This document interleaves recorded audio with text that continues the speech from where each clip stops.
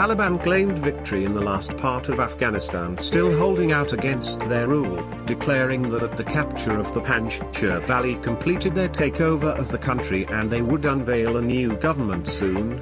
Taliban claim control of Pancha. The prosecution of alleged September 11 mastermind Khalid Sheikh Mohammed and 4 others restart Tuesday, just days before the 20th anniversary of the attacks, stirring new hopes for justice and retribution. Mohammed and his co-defendants, who have been locked up at the War on Terror prison at the U.S. Naval Base in Guantanamo Bay, Cuba for nearly 15 years, will appear in the military tribunal here for the first time since early 2019.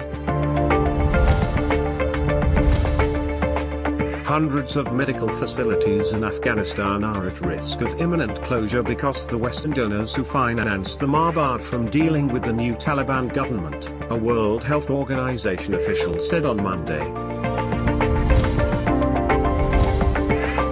Israel launched airstrikes against Gaza, claiming that incendiary balloons from the Palestinian enclave carried fires. Blaming Hamas for the balloons, the Israeli army said it had targeted locations belonging to the group that controls the Gaza Strip. No one got killed, says medical sources in Palestinian enclave. Myanmar's security crisis deepened on Tuesday after its shadow government, allied with ousted leader Aung San Suu Kyi, called for an armed revolt against the ruling military junta, sparking an escalation of fighting in parts of the country. The military has violently cracked down on protesters since it seized power in February. More than 1,000 have been killed by security forces, and dozens of soldiers have lost their lives in retaliatory attacks that have increased in frequency and intensity. President Joe Biden will visit New York and New Jersey on Tuesday to view the destruction wrought by last week's Hurricane Ida, which has left at least 57 dead and 4 missing in the eastern United States. More than 80% of oil production in the Gulf of Mexico remains shut in after Hurricane Ida, a U.S. regulator said, more than a week after the storm made landfall infrastructure in the region. Kim Jong-un has demanded urgent action be taken after abnormal weather conditions in North Korea has led to food shortages across the country. The supreme leader of the Democratic People's Republic of Korea has ordered Pyongyang officials to clamp down on climate change, according to a report from the Korean Central News Agency. Prime Minister Imran Khan has assured to extend every possible cooperation to the judiciary, dispensing speedy and inexpensive justice to the common man. The Prime Minister's supremacy of law is important to take forward the society and uplift the common man. Pakistan Air Force Day is being celebrated with a renewed pledge to safeguard the country from any aggression.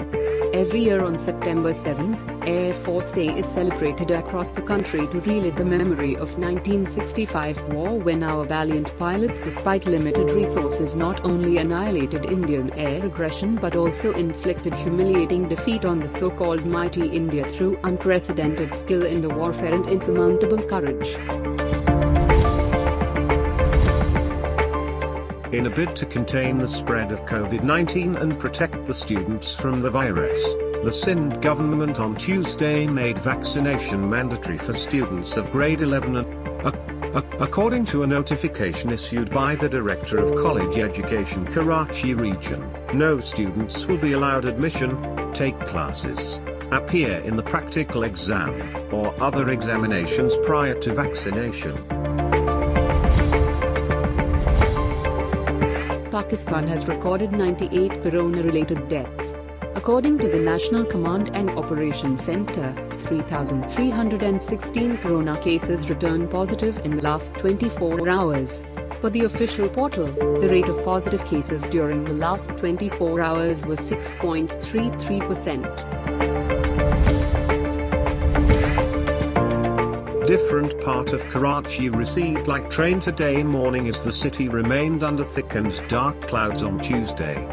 Meanwhile, the Pakistan Meteorological Department has forecast light to moderate rain in the metropolis in the next 24 hours. Sugar prices are rising again, and according to the Pakistan Bureau of Statistics, the price of sugar in Karachi is the highest at 115 rupees per kilogram. Meanwhile, the commodity is available at 110 rupees per kilogram in Rawalpindi, Sialkot, Bahawalpur, Hyderabad, and Quetta.